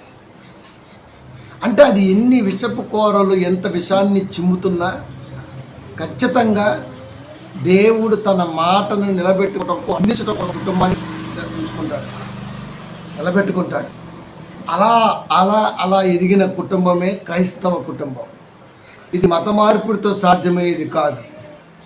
మనిషి ఆలోచన అనేది బైబిల్కి దగ్గరగా రాగలిగినప్పుడు మాత్రమే అయ్యేది. కాబట్టి నవాబుల కాలంలో 800 ఏళ్ళు పరిపాలించినప్పుడు వాళ్ళు ముస్లింలు అయిపోవాలిగా అన్నాడు. మరి అంతకంటే ముందే మొఘలులు అయిపోవాలిగా అందరం. మొఘల్ సామ్రాజ్యాన్ని దాటి వచ్చినటువంటి ఆ శృంగరాజ్య వాళ్ళు అయిపోవాలి కదా. వాళ్ళ దేవదేవతల పేర్లు కూడా మనకు తెలియదు. తెలుసా? తెలీదు. ఇలా మారిపోవాలి. మరి ఎవడి పరిపాలన చేస్తే వాడి భక్తులు అయిపోవాలి. ఎలా అయిపోతారండి? ఎలా అయిపోతారు? కాబట్టి మేము అలా చేయలేదు, మత మార్పుడు మేము అలా చేయలేదని మాట్లాడాడు. సరే, మేము కూడా అంటాం మరి మీ తర్వాత సరే మీ వల్ల కాలేదు. మరి మీ తర్వాత వచ్చినటువంటి బ్రిటిష్ వారు నిజంగా వాళ్ళకి ఆ కాన్సెప్టే ఉంటే వాళ్ళు ఏ కాడికి దోసుకుందామని ఆలోచనలో ఉన్నారు. అందుకే వాళ్ళు ఎక్కడ పడితే అక్కడ మార్గాలు వేసుకున్నారు, ఎక్కడ పడితే అక్కడ బ్రిడ్జిలు కట్టేశారు. అది ఓకే, వాళ్ళ కోసం కట్టుకున్నారు. ఈరోజు నువ్వు అది వాడుకుంటున్నావు. మరి నిజంగా నీకు బుద్ధి జ్ఞానం ఉండుంటే ఆడి కట్టే బ్రిడ్జిని ఎందుకు ఎక్కుతాని చెప్పేసి వచ్చేయాలి. మరి అలాంటి రాజమండ్రి బ్రిడ్జి ఎక్కకూడదు. ఫస్ట్ అది ఎక్కకపోతే మొత్తం అటే కట్టకపోతే ఇటే కొట్టకపోద్ది. కానీ వాడు గట్టి వాడుకోవాలి, వాడి టెక్నాలజీ వాడుకోవాలి, వాడు పంచిన మంచి వాడుకోవాలి. కానీ వాడిని అంటే దూరం పెట్టాలి. ఇది ఎక్కడ ఇదండి? ఇది ఎక్కడిది? కాబట్టి మీ వల్ల కాలేదనుకున్నాం. 200 ఏళ్ళు పరిపాలించాడు బ్రిటిష్ వాడు. నిజం కూడా అదే కాన్సెప్ట్ ఉండుంటే ఈ రోజున భారతదేశం మొత్తం క్రిస్టియానిటీ అయిపోవాలి. మరి ఏది లేదు కదా. అంటే ఇప్పుడు ఏదో మేము మార్చేద్దామన్నా మా దగ్గర అధికారం కూడా లేదు కదా. మా దగ్గర ఏమి స్టాంపు లేదు కదా. గవర్నమెంట్ జీవో ఏం పాస్ అవ్వదు కదా. లేదు కదా. ఒకళ్ళిద్దరు ఉన్నా కూడా మాట్లాడరు, అంత బుసుగాళ్ళే. ఒకళ్ళిద్దరు అసెంబ్లీలో ఉన్నా వాళ్ళు ఏమి మాట్లాడరు. వాళ్ళు అదే మైనారిటీ మినిస్టర్ ఉన్నా మాట్లాడటం, క్రిస్టియన్ మైనారిటీ మినిస్టర్ ఉన్నా మాట్లాడటం. ఎందుకంటే వాడికి భయం. సీఎం క్రిస్టియన్ కాదు, వాడు ఏం చేయలేడు.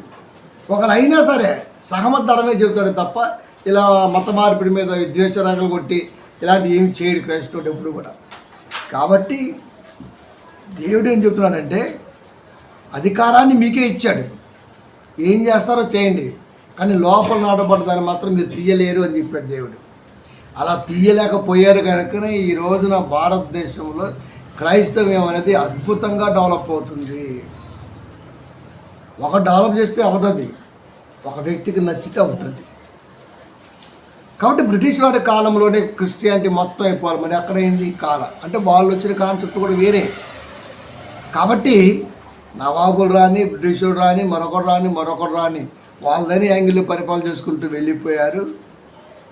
కానీ దేవుడి మాట ఈ రోజున భారతదేశానికి కూడా పాకి ప్రపంచ దేశాలను సైతం ఈ రోజున ఆలోచింపజేస్తుందంటే ఎంత గొప్పతో మీరు ఆలోచించండి.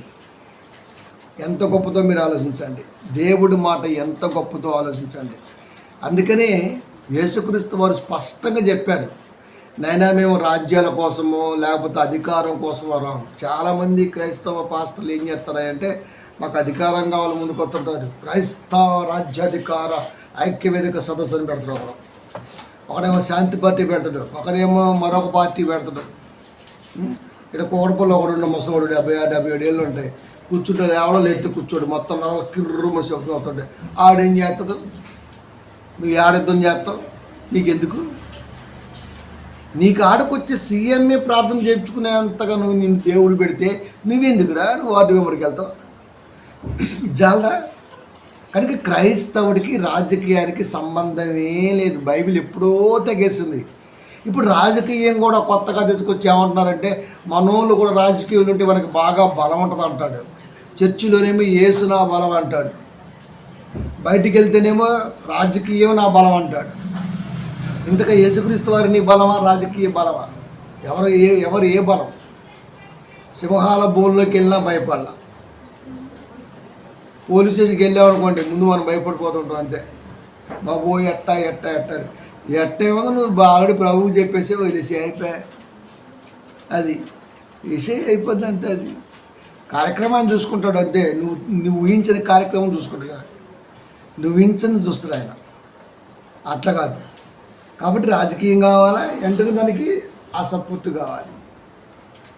సరే, మారుతున్న కాలాన్ని బట్టి వాళ్ళ ఆలోచన ఒకళ్ళు తీసుకున్నా ఉన్నటువంటి వారే ఏం చేయలేకపోయారు. కొత్తగా నువ్వు వెళ్ళి ఏం చేస్తావు? మరి ఆల్రెడీ మైనారిటీ మినిస్టర్ ఉన్నారు కదా, క్రిస్టియన్ మైనారిటీ మినిస్టర్ ఉన్నారు కదా, క్రిస్టియన్ లీడర్స్ ఉన్నారు కదా, వీళ్ళు ఏం చేయలేకపోతున్నారు అసెంబ్లీలో. నువ్వేం చేస్తావు వెళ్ళి? వాడి మధ్య ఒకడు బయలుదేరండి, వాడు అభినయ దర్శనంట. వాడు మాట ఎప్పుడంటే అడిగోడు మాట్లాడకూడదు. అది వాడు ఎవాంజలిస్ట్, పైగా బైబిల్ రాదు. వాడు ఇంకొకటి మంచి ఫ్రెండ్స్. ఇది తేడా వస్తే కదా వాడు ఈడింది తిట్ట, ఈడు వాడింది తిట్ట. వీళ్ళంతా కలిసి ఫేస్బుక్లోకి వచ్చి క్రైస్తవ్యాన్ని పర్సన్ చేస్తుంటారు. అందుకే దేవుడు ఏం చెప్పాడో తెలుసా? ఒరే నాయన, ఇంతమంది రాజులు మీరు చూశారు కదా, నేను నా కాన్సెప్ట్ చెప్తా వినండి. నా ఉద్దేశం ఏంటంటే యోహాను సువార్త 18వ అధ్యాయము 36వ వచనం యేసుక్రీస్తు అంటున్నారు, యేసు నా రాజ్యము ఈ లోక సంబంధమైంది కాదు. 36 నా రాజ్యము ఈ లోక సంబంధమైనది కాదు. యేసుక్రీస్తు చెప్పిన స్వయం మాట, నా రాజ్యము ఈ లోక సంబంధమైనది కాదు.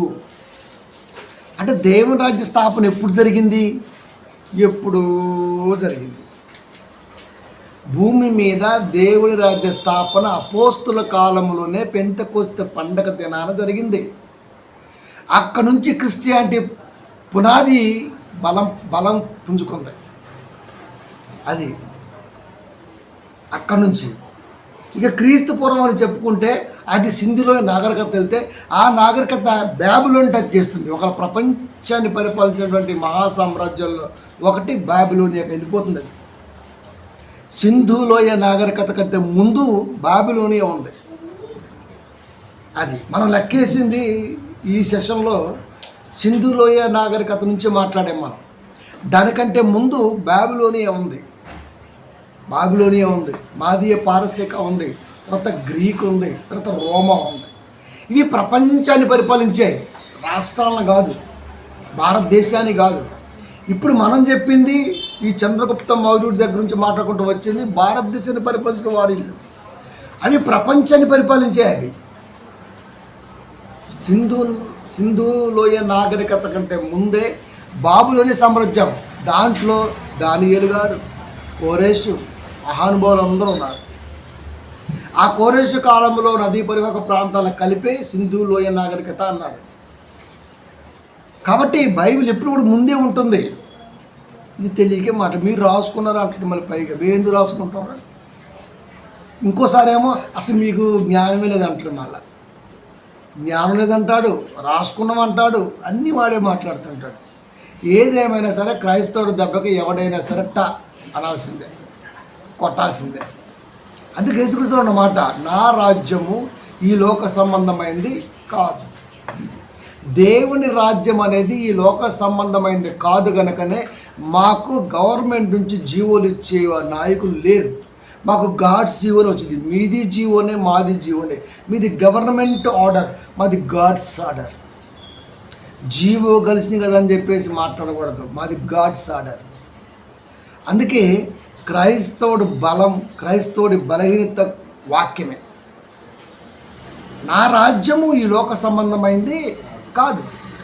ఒకవేళ లోక సంబంధమైనది అయి ఉంటే నన్ను పట్టుకుని వెంటనే నా పిల్లలు యుద్ధం చేసేవాళ్ళే కదా. విడిపించడం కొరకు యుద్ధాలు జరిగాయి కదా భూమి మీద, అది చేస్తారు కదా. యుద్ధం చేయలా, చల్లాచెదరైపోయారు. అంటే తిరగబడే మనసుని నెరపలా. ఒక సందర్భం చూడగానే, ఎప్పుడు ఎదురైన సందర్భం కంటికి కనబడగానే భయపడే తత్వమే ఉంది తప్ప ఎదురు తత్వం పిల్లలు లేదు. అంటే అంత సౌమ్యంగా పెంచాను ఆ పిల్లల్ని, అంత ప్రేమగా పెంచాను నేను. లోపల ఏం జరుగుతుందని చెప్పేసి పేతురు గారు అటు ఇటు తిరుగుతూ ఉండేవాడు కాలిగాలి పిల్లాగా. అంటే ఒక అధికారి గారికి వెళ్ళేంత కూడా లేదు, అంత అవసరం మీకు లేదు. మీ పని ఏదైనా ఉందంటే మీరు నా మాట విన్నారా, లోపల దాచుకున్నారా, లోకంలో ఉన్నారా, ఎక్కడున్నా సరే ఆ మాట పోదు. అది ఆయన కాన్సెప్ట్. అందుకనే ఇంతమంది పరిపాలించిన భారతదేశంలో ఇంకా మిగతా దేశాల్లో ఇంకా క్రైస్తవం అనేది అలా బిగుస్తూ పైకి లేస్తుందంటే అది మత మార్పిడితో అయ్యేది కాదు, మనిషి ఆలోచనతో అయ్యేది. అది క్రైస్తవ్య మతం అయితే కదా ఇది మత మార్పిడి అంటానికి, ఇది మతం కాదు కదా. యేసుక్రీస్తు స్పష్టంగా చెప్పారు 14 అపోస్తల కార్యాల్లో, నేనే మార్గం. మార్గం ఆయన చెబితే మతం అని ఈడు అంటాడు, ఆయనే మార్గం అన్నాడు, ఈడు మతం అంటాడు. కాబట్టి ఈడు మధ్య లేదు కాబట్టి ఈయన పట్టించుకోవాల్సిన అవసరం లేదు. కాబట్టి ఎవడు దేశాన్ని పరిపాలించినా ఆ దేశంలో ఎందరున్నా క్రైస్తవుడు ఖచ్చితంగా ఉంటాడు. వాడు ఉంది కాబట్టి ఇంకా దేశం ఉంది 100%. అది కాబట్టి నా రాజ్యము ఈ లోక సంబంధమైంది కాదు. మరి వీళ్ళంతా పాకులాడుతున్నారు కదా, మనం ఏం చేస్తున్నాం దానికి? నిజంగా కేపాలు ఎంత పిచ్చోడంటే, మరి నిజంగా అంత ఆస్వాదించాడు దేవుడు. వీడు సాతాను చేతిలో గెలిపాడు. ప్రపంచ దేశాల్లో ఉన్నటువంటి పెద్ద పెద్ద మేధావులే ఈయన అపాయింట్మెంట్ కోసం ఎదురు చూసేవాళ్ళు. ఎప్పుడు రాజకీయంలో రాకముందు, వచ్చిన తర్వాత ప్రతి ఓడికి మేము దొరికింది.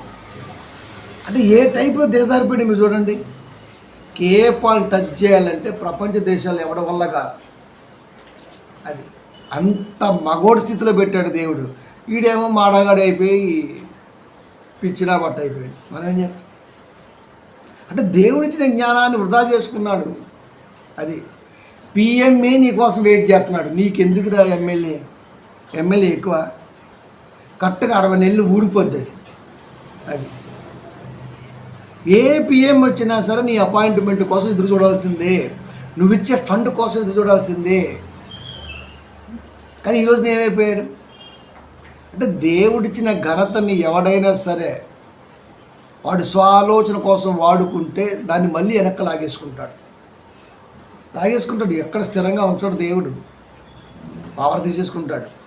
అందుకే క్రైస్తవుడు ఎప్పుడూ కూడా పొలిటికల్ ఆలోచన మైండ్లో పెట్టుకోకూడదు. అది అందుకే యేసుక్రీస్తు వారు నా రాజ్యం ఈ లోక సంబంధమైంది. ఎన్నో రాజ్యాలు పుట్టినా ఆ రాజ్యాలు నిలవలేదు. ఆ రాజ్యాల్లో పూజించినటువంటి ఆ రాజరికపు దేవతల ఆనవాళ్ళు కూడా లేవు.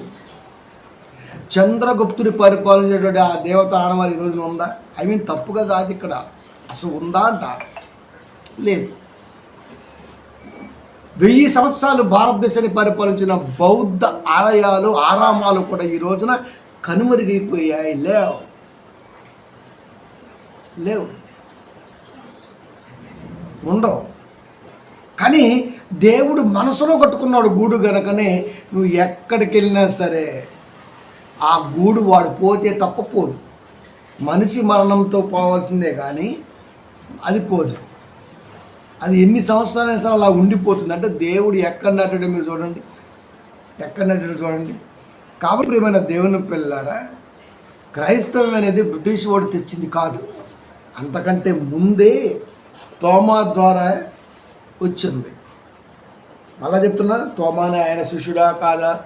తర్వాత పేరైతే తోమా. ఓకే, 52లోనే ఉంది. ఇది వచ్చింది మొన్నే.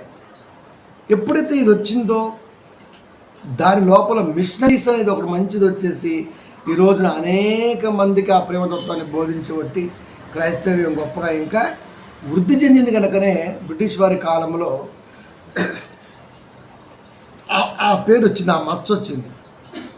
మచ్చ మంచిదే, మరక మంచిదే. Okay okay.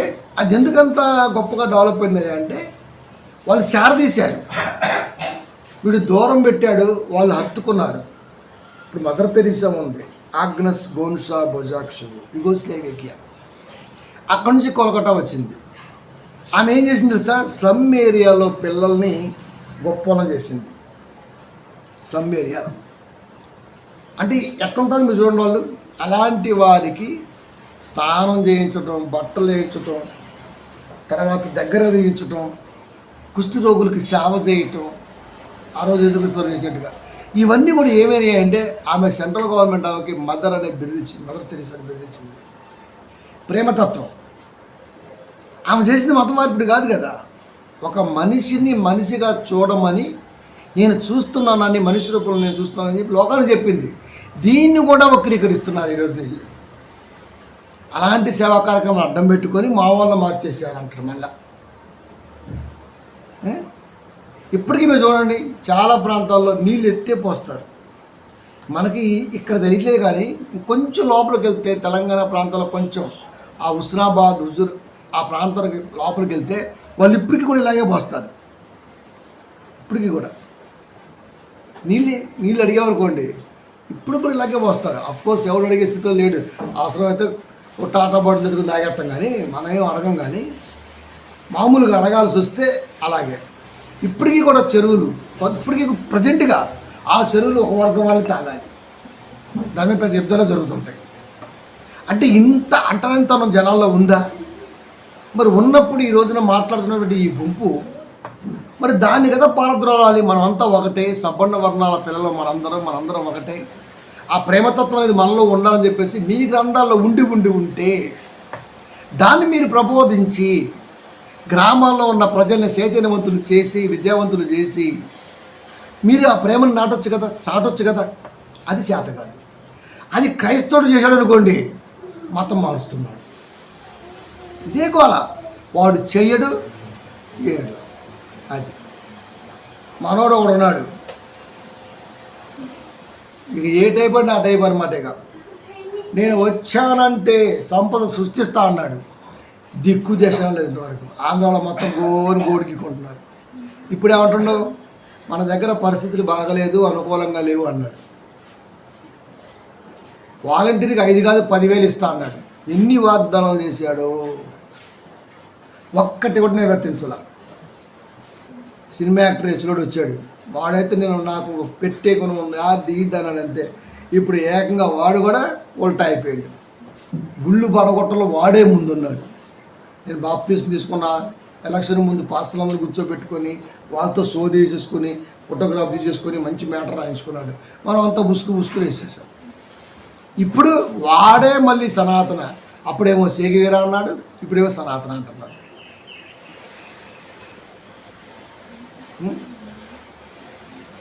ఏం చెప్పాలి? ఇప్పటికి ఉందా ఆ రోగం? ఉందా? ఉంది, ఇప్పటికీ కూడా ఉంది. అది పోగొట్టండి ఫస్ట్. ఆంధ్రాలో అది పోగొట్టండి. కాబట్టి ప్రియమైన దేవుని పిల్లరా, క్రైస్తవుడు అలా చేయడు. క్రైస్తవుడు హక్కును చేర్చుకుంటాడు, ఆదరిస్తాడు, తన మన భేదం లేకుండా పరిపాలన చేస్తాడు. దేవుడు అవకాశం ఇచ్చిన వ్యక్తి. అది కదా కావాల్సింది. ఇంత నిజాల కంటి ముందు కనబడుతున్నా ఇంకా దాన్ని కప్పిపుచ్చే పనే జరుగుతుంది. ఎదుటి వ్యక్తిని ప్రేమించే గుణం అప్పటి నుంచి లేదు. దేవుడి మాటను బట్టే అది వృద్ధిలోకి వచ్చింది. కనుకనే క్రైస్తవం అనేది దినదినము వృద్ధిలోకి వస్తుంది. అది ఓర్వలేక చాలామంది దీని మీద రకరకాలుగా మాట్లాడుతూ ఉంటారు. ఇంకొకటి అంటాడు, మీ బైబిల్లో ప్రభు అనేది పెద్ద కనపడితే ఒక్కో చోట, ప్రభు అనేది చిన్న కనపడిద్ది, పెద్ద కనపడితే పెద్ద ప్రభు, చిన్న కనపడితే చిన్న ప్రభు అన్నాడు. వాళ్ళు 70 ఏళ్ళు ఉన్నాయి. పేరు వచ్చేసి బాలమురళీకృష్ణ అనుకుందాం. ఇప్పుడు ఆయన బాలుడా? పేరు ముందు బాలనగా బాలుడా? బాలుడు కాదు, వృద్ధ మురళీకృష్ణ. కానీ పేరేంటి బాలమురళీకృష్ణ? పేరుకి దానికి ఏం సంబంధం? పెద్దగా ఉంటేనంట మరి ఎక్కడ పరిశోధన చేసిండో మరి. ఆయన ఆయన పెద్ద ప్రభు అని ఉంటే ఆయన అంట అసలు దేవుడు అంట, చిన్నగుంటే ఆయన యేసుక్రీస్తువారంట. ఏ మానాలి. కాబట్టి దేవుని ఉద్దేశం అది కాదు. ఇక్కడ దేవుని యొక్క ఉద్దేశం ఏదైనా ఉందంటే అది మనిషి విషపు కూరల్ని పీకటానికి నువ్వేమీ రంపాలు, కటింగ్ బ్లేర్లు, కత్తెరలు, సుత్తులు వాడొద్దు. నా మాట తీసుకో. అగ్ని వంటిది కాదా బండను బద్దలు చేయు, నీ చేతిలో ఎందుకు ఆయుధం? నా మాటే ఆయుధం కదా. నువ్వు తీసుకో, సర్ర ఆపరేషన్ చేయి. అది కాబట్టి ఏదైతే ప్రేమతత్వం మనుషుల మధ్య లేకుండా చేశారో ఆ ప్రేమతత్వాన్ని బైబిల్ మాత్రమే నింపింది. 22:39 యేసుక్రీస్తు మాట. మత్తయి సువార్త 22వ అధ్యాయం 39వ వచనము. నిన్ను వలె నీ పొరుగు వారిని ప్రేమించుము. 2వ ఆజ్ఞ, నిన్ను వలె నీ పొరుగు వారిని ప్రేమించుము. నిజంగా మీ గ్రంథాల్లో ఉండుంటే ఒక వర్గం వారే చదువుకోవాలని ఎందుకు రాసుకున్నారు? ఒక వర్గం వారే చదువుకోవాలి ఎందుకు రాసుకున్నారు? మీరే చేయాలి పండితత్వం. మిగతా వాళ్ళు ఎందుకు చేయకూడదు? అసలు శూద్రుడు చదువుకోకూడదని రాసుకోవడం తెలుసా మీకు? శూద్రుడు చదువుకుంటే ఆ నాలుగు కొయ్యాలంట, ఆ నోట్లో శేషం కొయ్యాలంట. ఎందుకట్లా? చదువును దూరం చేసి, మాట తీరుని దూరం చేసి, మీరు రక్షకులు ఊరు బయటే ఉన్నామని చెప్పేసి ఊరు బయట పంపించేసి, కాలక్రమేణా ఊరు బయట ఉన్నవాడు విలువే పడ్డవాడని మీరే చూపించేసి, మీరు అరుంధతి బిడ్డలో గొప్పవారు కనుక మీరు మమ్మల్ని అంటుకోకూడదు, మీరు చాలా గొప్పవాళ్ళు, కొంచెం దూరంగా ఉండని చెప్పేసి మీరే నేర్పి, కాలక్రమేణా దూరం కాస్త దూరంగా పెట్టేసి ఇన్ని రకాల క్షోభకు గురి చేశారే. అప్పుడు గుర్తు రాలేదా అట? ఏది ప్రేమతత్వం? ఇవన్నీ నిజం ఇప్పటికే ఉన్నాయి కదా. గర్భగుడిలోకి ఇప్పటికీ కూడా చాలా కులాలు రానివ్వరు. ఇప్పటికీ కట్టేది ఎవరో తెలుసా? వేరే కులవాడు. రాయి తెచ్చేది ఎవరో తెలుసా? వేరే కులవాడు. బండ శిల్పం చెక్కేది వేరే కులవాడు. మిగతా కులాలు గుళ్ళు కట్టాలి, గర్భగుడిలో దేవుణ్ణి పెట్టాలి, నువ్వు వచ్చి అభిషేకించాలి. అది మట్టి ప్రయత్నం అయిపోద్ది. వీడు అంటరానివాడు అయిపోతాడు. మట్టి మోసింది ఏ కులవాడు, పునాలు తీసింది ఏ కులవాడు. సంవత్సరం నువ్వు బట్టలు ఇచ్చి క్లీన్ చేస్తే తీసుకొచ్చి చుడతామే, ఆ ఉతికింది ఏ కులం? అనేక రకాల కులాలు అన్నింటిలో పనిచేసే కదా. అయినా సరే గోసు ఒకటి ఎడతాడు, పిలవ ఒకటి ఎడతాడు, అంతే. నోటికొచ్చిన బూతులు తిడతాడు, అది మంత్రోచ్చారణ, అంతే. ఆ గుడి పవిత్రం అయిపోద్ది. ఈ కట్టినోడు బయట ఉంటాడు. సీడ్ లేకపోతే అది లేదు కదా. గుడికి పెయింట్ వేసింది ఎవడో? గుడికి పెయింట్ వేసింది ఎవడో? వేరేవాడు. కానీ వాళ్ళు గుడికి రాను, మళ్ళీ గుడికి సంవత్సరం కోసం పెయింట్ వేపిస్తారు. మళ్ళీ వాడు ఎక్కొచ్చు, అప్పుడు ఉపయోగపడతాడు. దీన్ని ఏమంటారు? స్వార్థం అనరా? ఇవన్నీ అడిగామనుకోండి, కాలుద్ది. మరి బైబిల్ దొరికొస్తే నాకు కాదా? అందుకే నిన్ను వలె నీ పొరుగు వారిని ప్రేమించుము. అందుకే సంఘంలో అందరం కలిసే కూర్చోట. ఇక్కడ విఐపి సీట్లు ఉండవు. అందరం కలిసే ఉంటాం. దేవుని పిల్లలుగా మన అందరం కలిసే ఉంటాం. అది మీటింగ్లు పెట్టినా సరే అందరం కలిసే ఉంటాం. చేరి ఖాళీ ఉంటూ వచ్చి కూర్చుంటాం, అంతే. కానీ వీడు అలాగాదే. అంటే మనుషుల మధ్య ప్రేమతత్వాన్ని వీడు ఏం చేశాడయ్యా అంటే లేకుండా చేశాడు. క్రీస్తు ఏం చేశాడయ్యా అంటే కలపటం ప్రారంభించాడు. అది మత మార్పిడి ఎలా అవుతుంది? సమానత్వ చూపటం అవుతుంది కదా. కనుక క్రీస్తు సామ్రాజ్యం విస్తరించడానికి మత మార్పిడికి సంబంధమే లేదు. వారవలేని వాడు ఎన్నైనా మాట్లాడతాడు. అది మనిషిని మనిషిగా చూసింది, చూడమని చెప్పింది కనుకనే బైబిల్ ఈ రోజున అంత గొప్పదైంది. దీంట్లో దమ్ముంది కనుకనే ప్రతి వ్యక్తి చేతిలో ఉంది. ప్రతి వ్యక్తి ఇంట్లో 4-5 బైబిల్ ఉంటాయి. వాడు ఎన్ని పురాణాలు ఉన్నాయో, ఎన్ని గ్రంథాలు ఉన్నాయో, ఏం పొందో నాకు ఏమన్స్ ఉన్నవాడి ఇంట్లో ఏం కనపడవు అసలుకే. కానీ మన ఇంట్లో నాకొక బైబిల్, పిల్లలకు ఒక బైబిల్, వేస్తే ఇంకో బైబిల్, లేకపోతే ఇంకొక బైబిల్, ఇలా ఉంటాయి మన దగ్గర. అవన్నీ కూడా ఎదురుగానే ఉంటాయి మళ్ళీ. కానీ వాడి దగ్గర వేదాలు ఉండవు, ఉపనిషత్తులు ఉండవు, గ్రంథాలు ఏమీ కనపడవు. ఇంకా 4-5 రకాల రామాయణాలు, 4-5 రకాల భారతాలు, 4-5 రకాల ఎన్ని రకాలు ఉన్నాయో ఒక్కటి కూడా వాడి దగ్గర ఉండరు. కానీ వీడు మాట్లాడే దగ్గర మాత్రం ఉంటుంది, వాడే తెస్తుంటాడు. మా దగ్గర లేదు మరి తీయడానికి. పంచు, భారతదేశం మొత్తం పంచు. నువ్వు రాసుకున్న గ్రంథాలన్నీ ఫ్రీగా పంచు, బైబిల్ పంచినట్టు పంచు. అది నీ బొక్కలు ఎక్కడ ఎదుగుతారని చెప్పేసి భయపడి నువ్వు గ్రంథాలను పంచవు. అది పంచుతావా? పంచు. దమ్ముంటే పంచుతాడు, దమ్ము లేదు కనుకనే పంచట్లేదు. ఎందుకు? నాలంటోడు కూర్చొని మొత్తం ఎతికి నేను డివిడి పిలుతాడు. అప్పుడు నీ పని డిలీట్ అయిపోద్ది. మనం ఏం చేస్తాం? బైబిల్ని పంచేస్తాం. బైబిల్ పంచినా వాడోడు. దమ్ముంది అందుకే పంచుతున్నాం. దమ్ముంది అందుకే ప్రతి ఇంట్లో ఉంది. ఈ మాట మనం చెప్పగలవాడు చెబుతుడా? చెప్పడు. కాబట్టి పద్మపురాణం, స్కంద పురాణం, ఈ పురాణం గలీ మొత్తం బయటపడతాయి అన్నీ. మన ఖాళీగా ఉంటాం మనం అప్పుడు ఏం చేస్తాం? మొత్తం ఎతకతో ప్రారంభిస్తాం. అది కాబట్టి ఇవన్నీ బయటపడితే భయం మనకు అది లేదు. కాబట్టి దేవుడు పంచండి, అందరికి అందించండి అన్నాడు. కాబట్టి ఈ రోజున బైబిల్ని కొన్ని కోట్ల రూపాయలకు ఆ పేటెంట్ హక్కులు తీసుకున్నాడు. ప్రతి సంవత్సరం కొత్త బైబిల్ రిలీజ్ చేస్తున్నాడు. అది బిల్ గేట్స్ కాదా? దమ్ముంది కాబట్టి బైబిల్ ఏం చెప్పిందంటే నిన్ను వలె నీ పొరుగు వారిని ప్రేమించుము. మరి పొరుగు వారిని ప్రేమించినప్పుడు యుద్ధాలు ఎందుకు చేసేవారు అంటే మళ్ళీ ఇక్కడ ఏదో పెద్ద ఈడేదో బతిత్తి అయినట్టు. అసలు యుద్ధం స్టార్ట్ అయిందా నీతో? అది నువ్వే యుద్ధానికి కారణం కూడా. కాబట్టి నిన్ను వల్ల నీ పొరుగు వారిని ప్రేమించు. ఈ పదంలో ఎంత గొప్పది ఉందండి.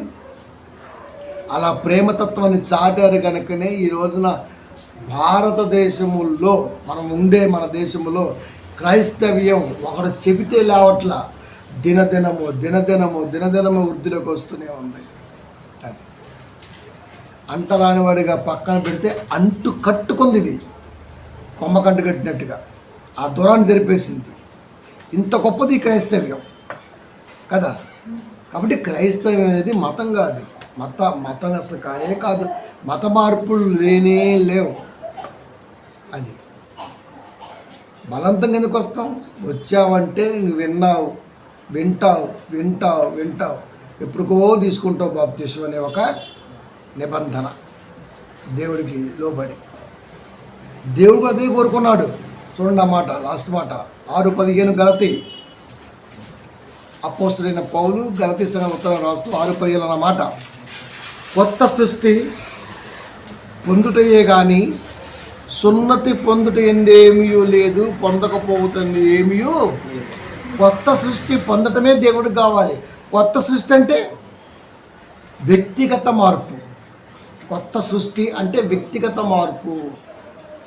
ఒక వ్యక్తి తనలో వచ్చే మార్పుని దేవుడు కోరుకున్నాడు. కానీ ఇంకా ఆయన ఏం కోరుకోవాలా? ఆ గుర్తులు ఉంటాయి కదా, ఆ గుర్తులను ఏం కోరుకోవాలా? అది నా మాట విని వ్యక్తిగత మార్పు రావాలి కాబట్టి ఈ మాట పంపించండి అన్నాడు. అంతే తప్ప క్రైస్తవుడు అంటే పచ్చబొట్టేసుకోవాలా, శుంఠి చేసుకోవాలా, ఇలాంటివి ఏం చెప్పట్లా. అంటే గుర్తులేంది క్రైస్తవుడు అని గుర్తించవలసిన అవసరం ఏం లేదు. అది ఇప్పుడు మనం క్రైస్తవుని తెలియాలంటే ఏం చేయాలి? ఇప్పుడు నేను క్రైస్తవుని తెలియాలంటే ఏం చేయాలా? ఎలా తెలుస్తుంది? ఇప్పుడు క్రైస్తవుడు కనపడ్డా అనుకోండి, వందనాలు చెబుతాం. క్రైస్తవేతరుడు కనపడితే వందనాలు చెప్పలేంగా. నమస్తే బ్రదర్ సంథింగ్ ఏదో అంటుంటాం మనం. కానీ ఎలా తెలుస్తుంది అంటే మనం మాట్లాడినటువంటి ఆ కాన్వర్సేషన్ ఏదైతే ఉందో, ఆ సంభాషణ, ఆ సంభాషణ అతను ఖచ్చితంగా పసిగడతాడు. అన్న మీరు క్రైస్తవులు కదా అంటాడు. అలా గుర్తిస్తే గొప్పలం అవుతాం మనం. కానీ విచిత్రం ఏంటంటే మనం ఎంచక్క మెళ్ళ వేసే చైన్కి సిలివేస్తాం, చేతి పెట్టే ఉంగరానికి సిలివేస్తాం, వాచ్కి కూడా సిలివేస్తాం, ఇంకా దేనికైనా సిలివేస్తాం. అది అంటే కనబరుచుకోవటం. బైక్ మీద వెళ్ళామనుకోండి ఖచ్చితంగా సిలువ ఉండాల్సిందే. బైక్ ఆపంగానే సిలువ కనబడాల్సిందే. కారుకైనా దేనికైనా దేవుడి మాట ఉండాల్సిందే, కనబడాలి. అది మనకు లేదు కాబట్టి, దానికి ఉంది కాబట్టి సరే ఓకే వదిలేసే.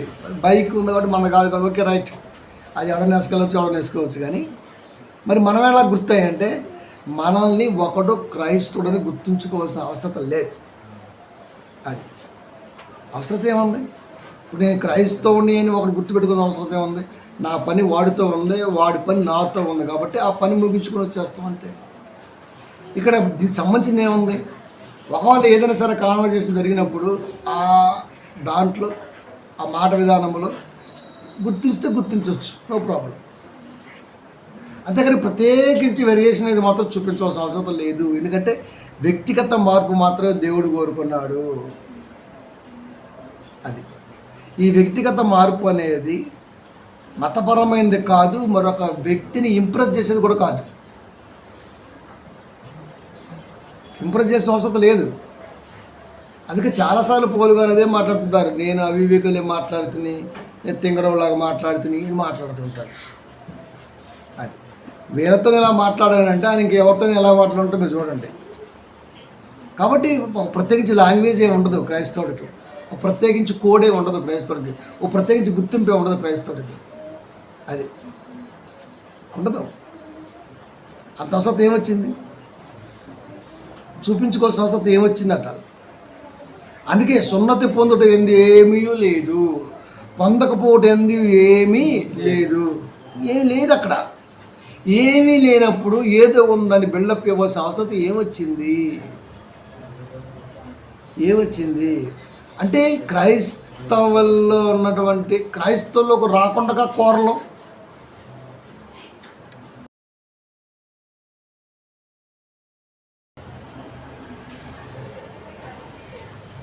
క్రొత్త సృష్టి పొందుటే కానీ సున్నతి పొందుట ఏందేమీ లేదు, పొందకపోవడం ఏందేమీ లేదు.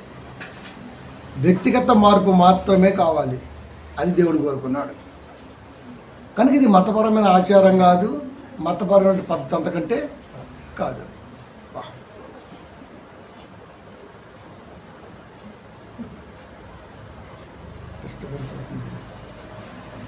అంతకంటే కాదు.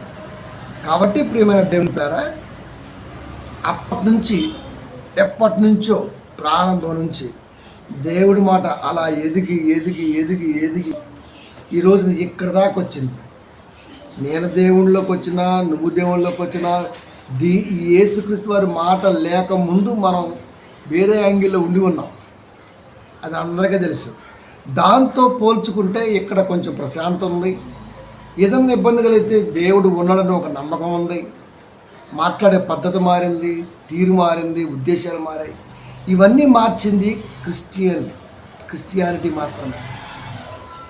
దాంట్లో ఉన్నప్పుడు ఏమి లేదు, అందరితో పాటు వెళ్ళిపోయాం.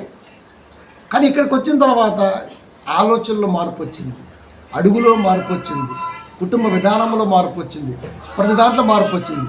మనిషి వ్యక్తిగత మార్పును తీసుకొచ్చే ఏకైక ప్లేస్ చర్చి మాత్రం.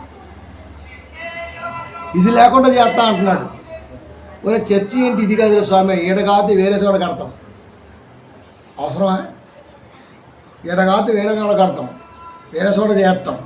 చర్చి అంటే ఇది. దీన్ని ఎట్లా తీసేసేది? 4 గోళ్ళ కాదు, 4 గోళ్ళ వాతావరణ పరిస్థితి అనుకూలతను బట్టి ఉండేదే తప్ప ఇది కాదు కదా. ఇక్కడ కూడుకున్నామంటే అంతే. స్లాబ్ ఉంది, లైట్లు ఉన్నాయి, ఫ్యాన్లు ఉన్నాయి, వాతావరణానికి తగ్గట్టుగా ఉంది, అంతే. దేవుడే తన ఉద్దేశాలను మార్చుకుంటూ వచ్చాడు. ఫస్ట్ ఎప్పుడో కొండ మీద ఉంది, ఆ తర్వాత డేరాలోకి వచ్చింది, ఆ తర్వాత వేరే చోటకి వచ్చింది, ఆ తర్వాత గుండెలోకి వచ్చింది, మనిషి మనసులోకి వచ్చేసింది. మరి దీన్నెట్ట కొండ మీద ఉంటే కూలగొట్టచ్చు, డేరా ఉంటే కాల్ చేయొచ్చు. చాలామంది కాలుస్తుంటారు చర్చీలను కాదు, బైబిల్ని చర్చీలని కాదు. అవి కట్టడాలు, అది కట్టడం, అది కట్టడం. దానికి ఎందుకు అంత విలువిస్తున్నాం? ఇది కదా దేవుడికి కావాల్సింది. నేను వారిలో నివసించి సంచరిస్తా. అంతేకాని నువ్వు ఉండేదాంట్లో తిరుగుతావు చెప్పాడే. దేవుడి ప్రాంతంలో ఉంటాడు, తప్పు. దేవుడు నీలో ఉంటాడు, ఇది కరెక్ట్. నీకు చెప్పిన ఒకసారి గుంటూరులో ఒకటి ఇట్టాగా ప్రసాద్ అనేవాడు చెప్పిండు, ఇక్కడ దేవుని పిల్ల మనం ఉందాం, ఇక్కడ దేవేమి రాజు. ఈ ఎవడికి పుట్టావు నువ్వు అసలుకి? తెలుగుడికి పుట్టావుగా, పల్లెటూరులకి పుట్టావుగా. ఈ లాంగ్వేజ్ ఎట్లా వచ్చింది నీకు అసలుకి? నెక్స్ట్ మెయిన్ ప్రసంగం నాదే. వేసిన మేనమామని కూడా చూడాల, వాక్యం దగ్గర చూడండి. ఇది దిగినాక చాలా గౌరవిస్తా, కానీ ఇక్కడ మాత్రం అసలు ఎవరిని లెక్క చేయరు, డోంట్ కేర్. అది వేసిన ఇంకా ఇప్పటికీ మాట్లాడ్డాం. మనం వెళ్ళినప్పుడు కూడా చూసుకుంటూ వెళ్తున్నాను. నాకు నేను అసలుకే చూడను. అది వాక్యం అడిగితే ఏం సమాసం చేస్తామండి? వాళ్ళు వాక్యం ఉంటే సమాసం చేస్తాం, వాక్యం అయితే వాడితో ఏం సమాసం చేస్తాం? వాడు మేనమావత అయింది, ఎవడైతే అయింది నాకేంటి? అది కాబట్టి అప్పుడు వాక్యం తీసి చూపించిన, ఒరే దీంట్లోకి దెయ్యం రాబోవటం ఏందిరా? దేవుని యొక్క రాజ్యసభ అనుకుంటే అక్కడికి వెళ్ళింది. అది యోబు గ్రంథంలోని ఫస్ట్లో కనుక 2వ అధ్యాయం 1వ వచనం. దేవుడి దూతలతో మీటింగ్ చేసుకుంటే ఏడుంది? అది భూలోకమున సంచరించి వచ్చి తిని ఎక్కడికి వచ్చింది? దేవుడు దేవదూతలు డిస్కషన్ చేస్తుంటే అక్కడికి వచ్చింది. అంతేనా? యేసుక్రీస్తు వారితో సహవాసం చేస్తున్న శిష్యుల గుండెల్లోకి వచ్చేసింది. పేతుర్లోకి రాలేదా? ఎవరికి తెలియదా? యేసుక్రీస్తు వరకే తెలిసింది. సాతానా వెనకకి యేసుక్రీస్తు ఎవరు అంటున్నారు? పేతురు ఎందుకు అంటాడు? పేతుర్లోకి వచ్చింది. సాక్షాత్తు యేసుక్రీస్తు వారిని వెంబడిస్తున్న వారిలోకి దెయ్యం రాగలిగిందంటే దానికి ఉన్నటువంటి పర్మిషన్ ఏంటి మీరు చెప్పండి? నా పిల్లలకి నువ్వు ఏమని చేసుకో, నేను పర్మిషన్ ఇస్తా, కానీ వాడు కింగ్. అది వాడు కింగ్. నువ్వు గొప్పోడు అని తెలియాలంటే దెయ్యం నిన్ను వెంబడించాలి. దేవుడికి అంత నమ్మకం నీ మీద, దేవుడికి తన బిడ్డల మీద అంత నమ్మకం. ఇదేం చేసిద్ది? నేనుండగా మొన్న ఒక వీడియో చూసిన, పెద్ద గోడ ఉంది, దాని మించి దూకుతుంది ఆ పిల్ల. తండ్రి ఇలా అన్నాడు, అంతే దూకేస్తుంది. అంటే తండ్రి పట్టుకుంటున్న నమ్మకం ఆ పిల్లకుందా? ఆ పసిపాపకుందా? ఉంది. వదిలేస్తాడా? ఆయనే దూకమన్నాడు. వెనక ముందు ఆలోచించాలి. 3 ఏళ్ళు ఉంటాయి ఆ పాపకి. అలా దూకేసింది, గట్టిగా అలా పట్టుకొని మా నాన్న వాటేసుకుని నవ్వుతున్నాడు. అంటే తండ్రి మీద ఎంత నమ్మకం? దూకమంటే దూకేసింది. అలాంటిది కన్న తండ్రి మీద మనకెంత నమ్మకం? పరీక్షకి ఆయనే పంపిస్తాడని, పరీక్ష ఆయనే పెడతాడని, మన మీద అంత నమ్మకంతో ఆయన ఇవన్నీ చేస్తున్నాడని, అంత ప్రేమ ఉంది కనుక ఇవన్నీ చేస్తాడని ఎందుకు అనుకోవండి? మనం అనుకోవాలి కదా. అదే వ్యక్తిగత మార్పు.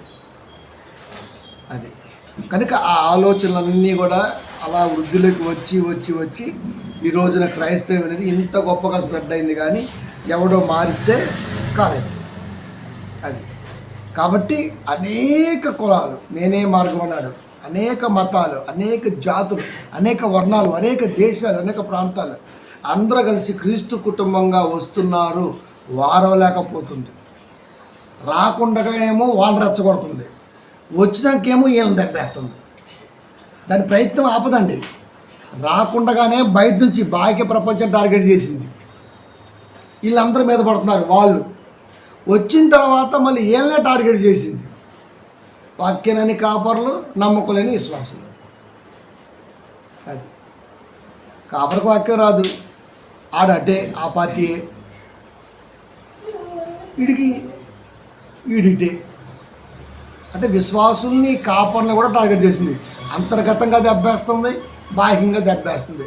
దాని ఇషపు కూరలు ఎంత పని చేస్తున్నాయి అంటే అంత పని చేస్తున్నాయి. అది అయినా సరే ఎవడో ఒకడు ఉంటాడు ఖచ్చితంగా 100 గేదెలకి కొమ్ములు ఎంత బాగా బలిసి ఉన్నా ఒక్కడ బయలుదేరి రంపం తీసుకుంటే కొమ్ములన్నీ కట్ చేసి మంచి మైదా పోతాడు. అది వాటిని గేదె కొమ్ములు కట్ చేసేవాడు అంటాం మనం. వాడు ఒక్కడే వస్తాడు, ఇంత రంపం ఉంటుంది, అంతే కొమ్ముకు 100 రూపాయలు తీసుకుంటాడు, కట్ చేసి పడేస్తాడు. అది ఎన్ని గేదెలు ఉన్నా సరే కొమ్ములు కట్ చేస్తాడు. కాబట్టి ప్రియమైన దేవుని పిల్లారా, దేవుడు అలా ఎన్నుకుంటాడు. ఎందుకంటే క్రైస్తవం అనేది వ్యాప్తులకు రావాలి, వృద్ధులకు రావాలి, వాస్తవం తెలియాలి. కాబట్టి ఆయన రాజ్యం ఎందరున్నా సరే ఆ రాజ్యానికి ఈ రాజ్యానికి సంబంధం లేదు. పొరుగువారిని ప్రేమించనే పదం ఎంత గొప్పగా ప్రపంచానికి వెళ్ళిందో బైబిల్ మాత్రమే చెప్పగలిగింది. కొత్త సృష్టి అంటే అంతర్గత మార్పు. అందుకే ప్రతి క్రైస్తవుడి యొక్క వ్యక్తిగత జీవితంలో అంతర్గత మార్పు ఉండదు తప్ప మత మార్పిడితో వచ్చినటువంటి వాడు ఎవ్వడు ఉండడు. అది ఉంటారా అంటే ఉండరు. బలవంత మత మార్పులు అసలు లేనే లేవు. క్రైస్తవ్యంలో బలవంతమైన మత మార్పిడి లేనే లేదు. అసలు క్రైస్తవ మతమే కాదు. కాబట్టి ఎందరు ఎంత రాద్ధాంతం చేసినా, ఎంత విష ప్రచారాలు చేసినా క్రైస్తవ్యం వెంట్రుక కూడా కూడదు. గుర్తుపెట్టుకోండి. అది ఎందుకంటే క్రీస్తు నాటినటువంటి మాట అంత గొప్పది, దీన్ని ఎవ్వడు కదిలించలేడు. అది కాబట్టి మళ్ళా కావాలంటే ప్రతి ఇంటికి గ్రంథాలు వంచమనండి, అప్పుడు డిబేట్కి రావాలి.